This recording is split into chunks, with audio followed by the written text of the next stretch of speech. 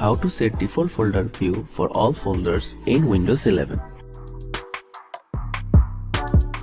First, open Start menu. Then type File Explorer Options on the search bar.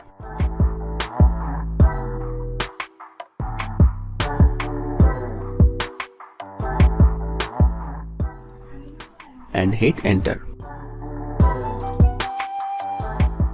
In the File Explorer Options window, you'll see several tabs at the top. Click on the View tab. This tab contains settings related to folder views and file display options. Click on the Reset Folders button on the View tab and confirm the action.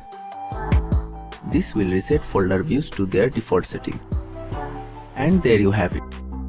You have successfully learned how to set a default folder view for all folders in Windows 11.